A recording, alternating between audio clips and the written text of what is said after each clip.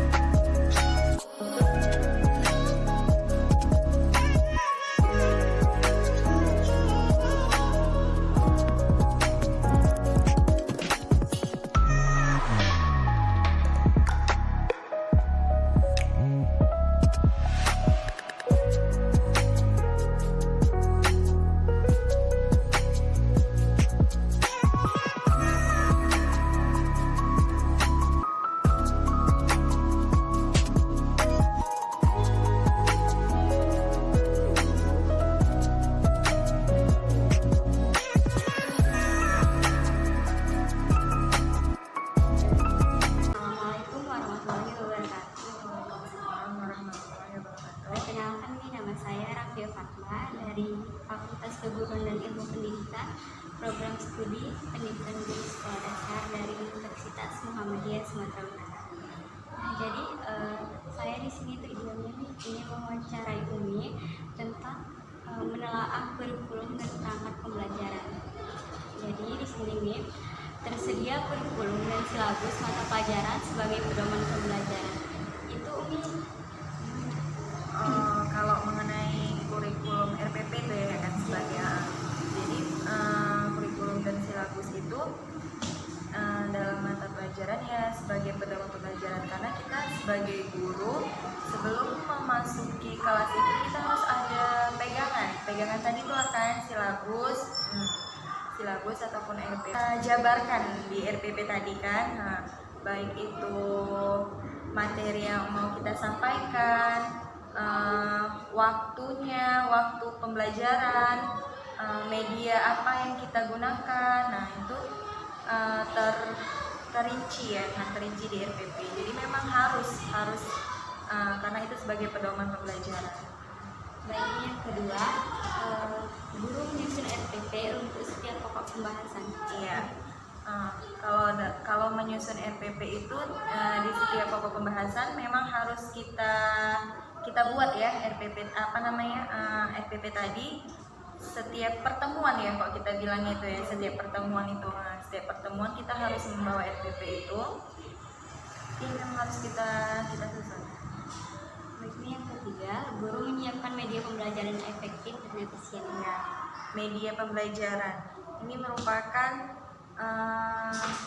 kalau menurut saya paling utama lah ya kan media tadi ya kan, karena kalau tidak menggunakan media gimana anak-anak dapat menerima apa yang kita berikan.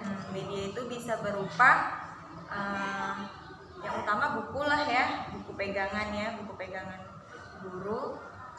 Selanjutnya media yang sudah disediakan di sekolah. Nah, contohnya seperti Infocus kan. Jadi saat kita memberikan materi kepada anak-anak, setelah itu kita menunjukkan apa yang tadi kita pelajarin dengan menggunakan contohnya media Infocus ya bilangnya, Infocus ya, karena dari Infocus itu contohnya misalnya di kelas itu kita memperkenalkan apa itu tumbuhan, hewan, karena kan anak-anak ini kalau hanya saja kita cakap-cakap menyampaikan itu kan kurang ya mungkin ya. Kalau untuk anak SD kan pasti kita akan menggunakan media tadi untuk memperkenalkan materi yang kita ajarkan tadi.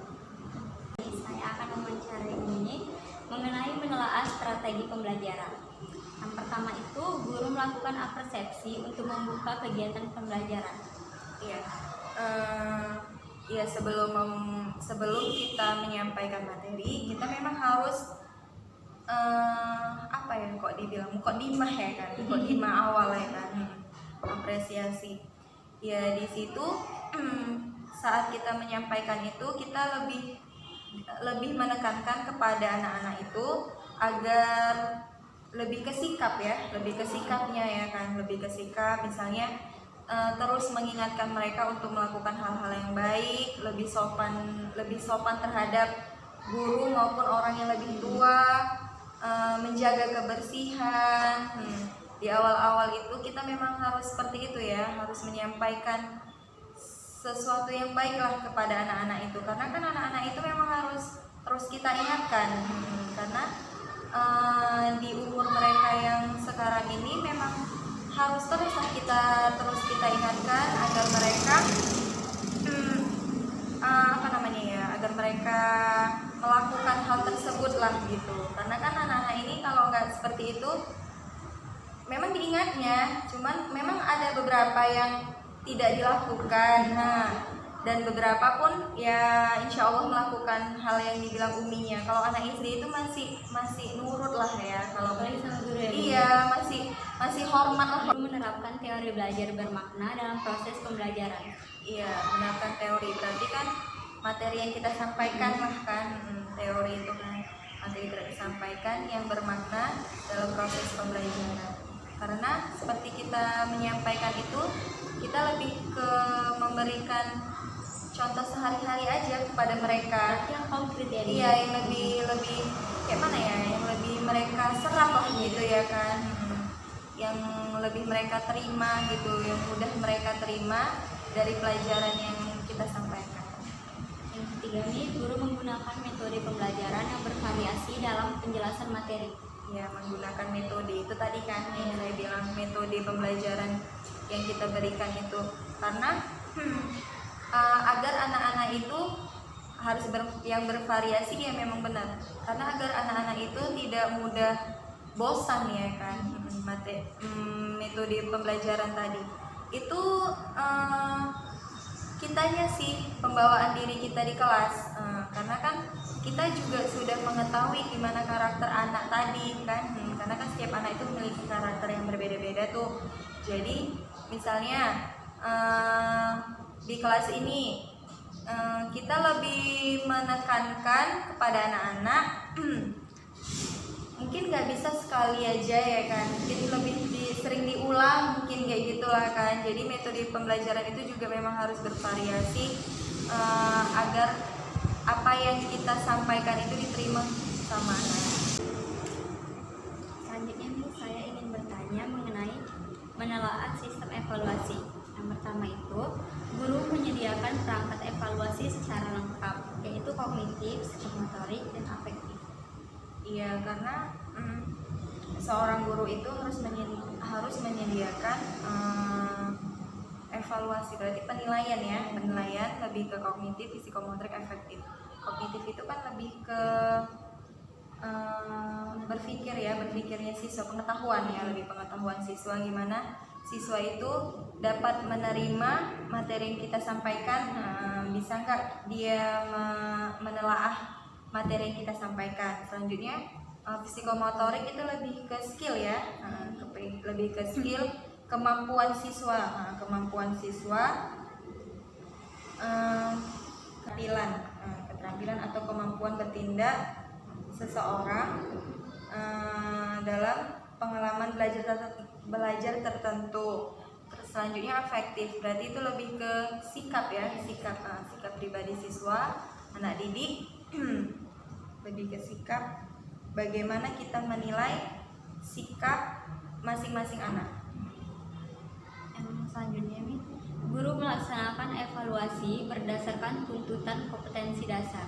Ya, guru melakukan evaluasi berdasarkan kompetensi dasar tadi kan. Kompetensi dasar itu apa aja yang ada, poin kompetensi dasar itu guru dapat melaksanakannya. Sesuai nggak dengan kompetensi dasar yang telah disiapkan di EPP ya kan, biasanya kan kompetensi dasar.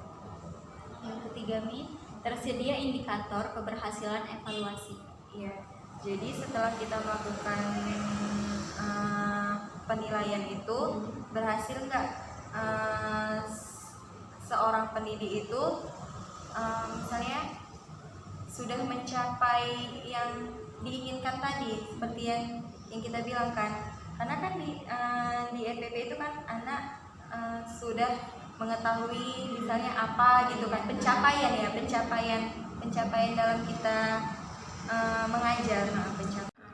Ini kan udah awal itu sekolahnya ya kan, buat dulu sekolahnya apa kurang ya, belum ada kan, baru kelasnya ini benar.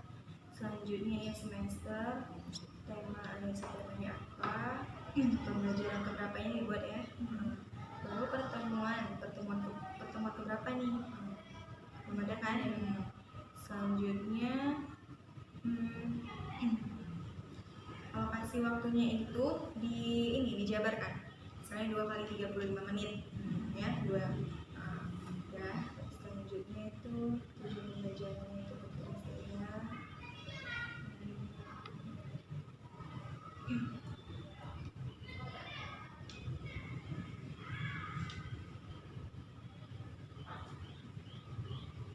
Buka ya ini kan, masuk kompetensi ini.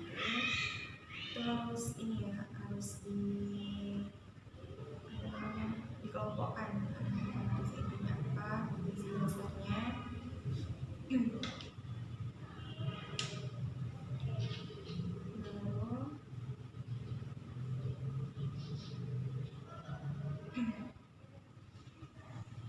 Materinya itu dijabarkan seperti ini ya, kan belum ada ini kan.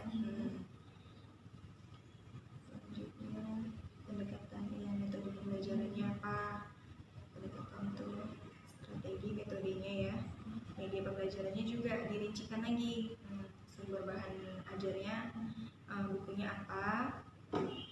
Bisa kamu masukkanlah video, gambar-gambar, ini kan gak ada nih ya gambarnya. Dijelaskan videonya itu video tentang apa kayak gitu, sesuai Itu buat dalam kurungnya. Iya. Lalu dilakukan langkah pembelajaran silakan.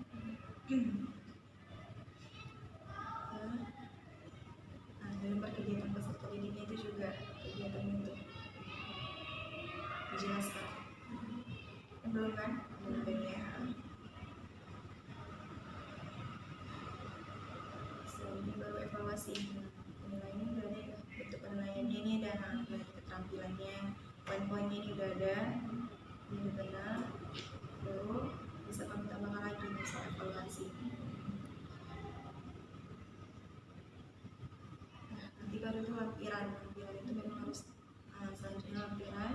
Di situ ada dibuat apa-apa aja. Mungkin itu aja. Bagus kok. Baru nanti yang bawahnya terakhir ditutup ya kan.